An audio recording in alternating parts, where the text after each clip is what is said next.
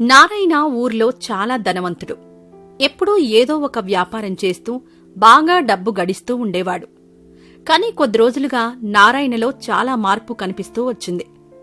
పూర్వం ఎంత అలసటగా ఉన్నా పెదాల మీద నుంచి నవ్వుని వదలనే నారాయణ కొద్ది రోజులుగా మాత్రం చాలా దిగాలుగా, ఎప్పుడూ ఏదో ఆలోచిస్తూ ఏదో పోగొట్టుకున్నవాడిలా ఉంటున్నాడు. ఈ మధ్య గంగమ్మకి దీర్ఘకాలంగా బాధపడుతున్న వ్యాధికి చికిత్స జరగడంతో కొద్ది రోజులుగా మంచానికే పరిమితమైంది. ఒకరోజు గంగమ్మకి వైద్యుడు చెప్పిన తైలాలతో మర్దన చేస్తున్న నారాయణతో గంగమ్మ ఇలా అంటుంది. ఏంటండి మీరు ఇంతకుముందు వ్యాపార నిమిత్తం నెలల తరబడి ఏదైనా ఊరు వెళ్లి వచ్చినా ఇంట్లో పాపతో ఆడుకుంటూ తనతో కాస్త సమయం గడపకుండా ఉండేవారు కాదు. ఎప్పుడూ మీ పెదాల మీద ఉండే చిరునవ్వు గత కొద్ది రోజులుగా కనిపించటమే లేదు. ఎప్పుడూ ఏదో ఆలోచిస్తూనే ఉన్నారు. దిగాలుగా ఉంటున్నారు. కారణమేంటో నేను తెలుసుకోవచ్చా? లేదు గంగా, మన ఇంట్లో చాలా పరిస్థితులు నన్ను ఇలా మార్చాయేమో. ఎటు చూసినా ఏదో ఒక సమస్య. ప్రతి సమస్యకి ప్రశ్నే తప్ప పరిష్కారం కనిపించటం లేదు. ఇవన్నీ నీకు చెప్పినా అర్థం కావులే. సరే, నేనే ఏదో ఒక దారి ఆలోచిస్తాను అని చెప్పి అక్కడ్నుంచి వెళ్లిపోతాడు. నారాయణ తన స్నేహితుడైన లక్ష్మయ్య ఇంటికి చేరుకుంటాడు. నారాయణ పరిస్థితి అర్థం చేసుకున్న లక్ష్మయ్య, ఒరే నారాయణ, గత కొద్ది రోజులుగా నువ్వు చాలా సమస్యలతో బాధపడుతున్నావని తెలుస్తుంది. నీకొక సలహా ఇస్తాను. మన ఊరి పక్కన గంగదేవిపల్లి అని ఒక గ్రామం ఉంది. అక్కడ బాగా పేరు మోసిన ఒక జ్యోతిష్యుడున్నాడు. అతని దగ్గరికి వెళ్తే నీ సమస్యలకి పరిష్కారం దొరకొచ్చు. ఒకసారి ప్రయత్నించి చూడు. అలాగేరా, ఉదయాన్నే అతని దగ్గరికి వెళ్లి నా సమస్యలు చెప్తాను అని అంటాడు నారాయణ. అనుకున్నట్టుగానే నారాయణ ఉదయాన్నే పక్క ఊరిలో ఉన్న ప్రముఖ జ్యోతిష్యుడి దగ్గరికి వెళ్తాడు. చెప్పవయ్యా, నీ సమస్య ఏంటి? అయ్యా, ఈ సంవత్సరం అంతా నాకు కలిసి రాలేదు. ప్రతిదీ సమస్యే. వివరంగా చెప్పవయ్యా. అయ్యా, నా పేరు నారాయణ. నేను చాలా వ్యాపారాలు చేశాను. చాలా డబ్బు సంపాదించాను. కాని ఈ సంవత్సరం నాకు కలిసి రాలేదు. నేనెప్పుడూ వ్యాపారంలో నిమగ్నమై ఉండేవాణ్ణి. నా కూతురు బాగోగులన్నీ నా భార్య చూసుకునేది. కాని కొద్ది రోజుల క్రితం నా భార్య జబ్బున పడింది. చికిత్స చేయవలసి వచ్చింది. చికిత్స అనంతరం మాసం నుంచి మంచానికే పరిమితమైంది. తన బాగోగులతో పాటు నా కూతురిని కూడా నేనే చూసుకోవాల్సి వచ్చింది. దానివల్ల నా చదువు దెబ్బతింది. ఇదంతా ఇలా ఉండగా నా భార్యని, నా కూతురిని చూసుకునే క్రమంలో నా వ్యాపారాలని నా పనివాళ్లకు అప్పజెప్పవలసి వచ్చింది. దాంతో కాస్త వ్యాపారం దెబ్బతింది. అందుకే నా భవిష్యత్ అయినా మారేలా ఏదైనా చెప్పండి స్వామి. నీ జీవితం నీది మాత్రమే కాదయ్యా, నీ భార్యది కూడా. నీ సమస్య గురించి పరిష్కారం కావాలంటే నీ భార్య కూడా రావాలి. ఆమెను రమ్మను. అప్పుడు పరిష్కారమేంటో ఆలోచిద్దాం అని అనగానే నారాయణ తన భార్యను తీసుకొనొస్తాడు. అమ్మా, ఈ సంవత్సరంలో నీకున్న సమస్యలేంటో చెప్పు. స్వామి, ఈ సంవత్సరం ఏం జరిగిందో అని చెప్తాను. నేను దీర్ఘకాలంగా శరీర సమస్యతో బాధపడుతున్నాను.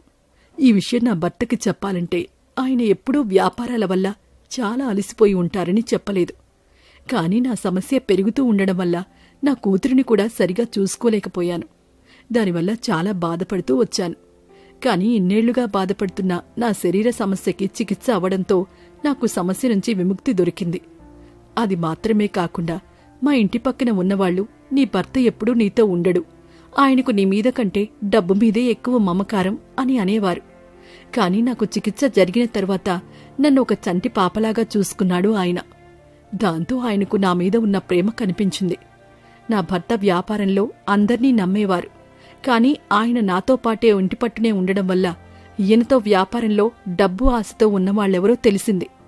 నిజం చెప్పాలంటే ఈ సంవత్సరం నాకు కన్నులు తెరిపించింది. అందుకే ఈ సంవత్సరం నాకు చాలా ప్రత్యేకమైందిగా అనిపించింది. నా జీవితాన్ని మలుపు తిప్పే సంవత్సరంలా అనిపించింది. సరే తల్లి, నువ్విక వెళ్ళు. నీ భర్తతో మాట్లాడి పంపిస్తాను అని గంగమ్మకి చెప్పి పంపిస్తాడు జ్యోతిష్యుడు. స్వామి, అసలేం జరుగుతుంది? నాకేం అర్థం కావడం లేదు. నేను ఏవైతే సమస్యలు అనుకున్నానో అవన్నీ నా భార్యకి పరిష్కారాలుగా అనిపించాయి. ఏంటి స్వామి ఇదంతా? నారాయణ, ప్రతి సంవత్సరం నీకు వ్యాపారాల్లో లాభం వచ్చింది. నువ్వెప్పుడూ వాటిని అదృష్టంగా భావించలేదు. కాని ఒక్క సంవత్సరం ఏదో తేడా జరిగేసరికి నువ్వు దిగాలి పడిపోయి ఇలా నా దగ్గరికొచ్చావు. సరే, నీ భార్య దీర్ఘకాలంగా సమస్యతో బాధపడుతుందని నీకు తెలియదు. కాని ఇప్పుడు దానికి పరిష్కారం వచ్చింది. నీ వ్యాపారం తగ్గిందని అంటున్నావు. కాని ఏమీ లేని దగ్గర నుంచి ఇంత వ్యాపార సామ్రాజ్యాన్ని స్థాపించగలిగావు. మళ్లీ మొదట్నుంచి మొదలుపెట్టే శక్తి నీకు లేదా? నీ శక్తిని పరిష్కరించుకునే సమయమయ్యా. ఇలాంటి ఎత్తుపల్లాలు జీవితంలో లేకపోతే జీవితమే సమస్యగా మారుతుంది. ముందు నువ్వు నీ పరిస్థితులని కష్టాలుగా చూడకుండా వాటిని పరిష్కరించుకునే మార్గాలను చూస్తే నీకు ప్రతి సమస్యకి సమాధానం దొరుకుతుంది. నీకర్థమైందని నేననుకుంటున్నాను. అర్థమైంది స్వామి, అంతా అర్థమైంది. సమస్యలు, పరిష్కారాలు అన్నీ మన మనసులో ఆలోచనలు మాత్రమే. ప్రతిదీ పరిస్థితి మాత్రమే. మనకి తప్పుగా కనిపించింది ఇంకొకరికి ఒప్పుగా కనిపించవచ్చు. తప్పొప్పులు మనుషులను బట్టి మారిపోతాయని అర్థమైంది. స్వామి, నేను సమస్యతో మీ దగ్గరికొచ్చాను. కాబట్టి మీరు ఏదో యజ్ఞమో యాగమో అని చెప్పి నా దగ్గర నుంచి కావలసినంత డబ్బు లాగొచ్చు. కాని మీరు అలా చేయలేదు. ఎలా స్వామి? నారాయణ, యాగాలు యజ్ఞాలు చేసేది దేవుడి మెప్పు కోసమని ఎంత అనుకుంటామో భార్యాభర్తల కలుపు కోసం కూడా. ఏ పూజకైనా తగిన కారణం ఉంటుందయ్యా. పెద్దలేదీ కూడా ఆలోచన లేకుండా చేయలేదు. కాని మనం కొన్నింటిని మూఢనమ్మకాలలా చూసి ఆచారాల్ని తప్పుపడుతున్నాం. నువ్వన్నట్టు దొంగ పూజలు చేసి డబ్బులు లాగే స్వామీజీలు కొందరుండొచ్చు. వాళ్ళ నుంచి మిమ్మల్ని మీరే రక్షించుకోవాలి. ఇక వెళ్ళి నీ భార్యా పిల్లలతో సంతోషంగా బ్రతుకు. మనం సంతోషంగా బ్రతకడానికి ఏవో మాయాశక్తులు అవసరం లేదయ్యా. సంతోషమనే అద్భుత మహిమ చాలు. సంతోషంగా ఉంటే సమస్యలన్నీ మన నుంచి దూరంగా పారిపోతాయి అని చెప్పి జ్యోతిష్యుడు పంపిస్తాడు నారాయణను. ఆ రోజునుంచి నారాయణ సంతోషంగా బ్రతుకుతూ భార్యా పిల్లలతో ఆనందంగా ఉంటాడు.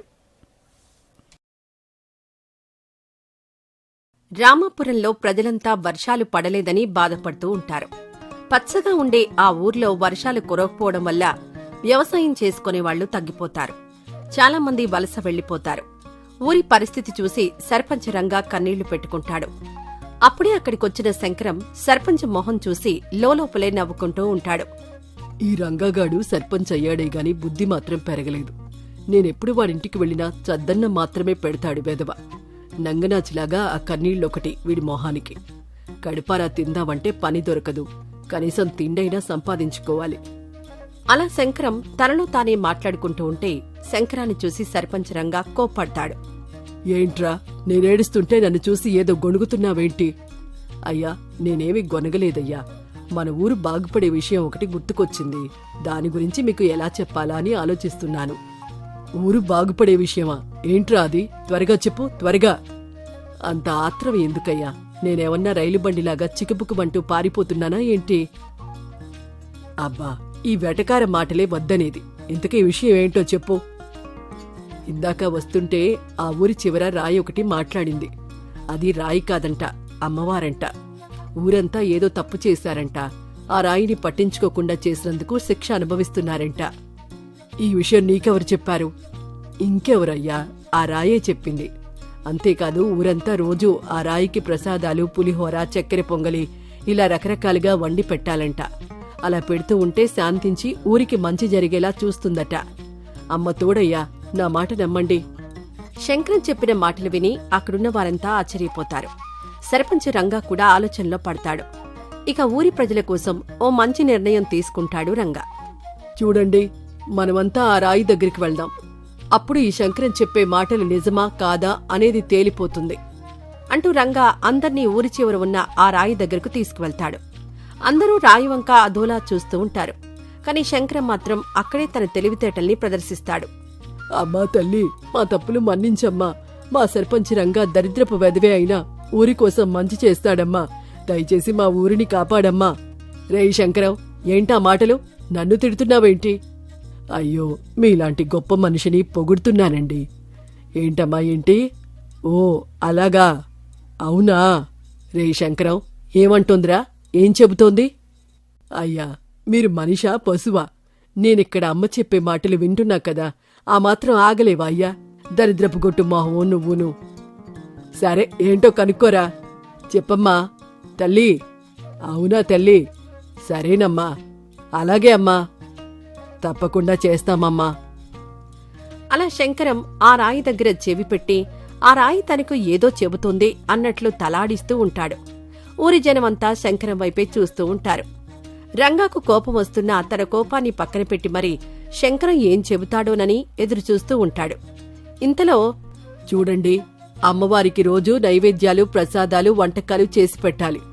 అలా చేస్తేనే మన ఊరు బాగుపడుతుంది. రేపటినుంచే మీరంతా అలా చెయ్యాలి. ఆ దిక్కుమాలిన మొహం వేసుకుని చూస్తారేంటి అయ్యా? మీరు సర్పంచే కదా, మీరే చెప్పండి. చెబుతాలేరా, శంకరం చెప్పింది విన్నారు కదా. రేపటినుంచి మనం ఆ పనిని మొదలు పెడదాం. మన ఊరిని బాగు చేసుకుందాం.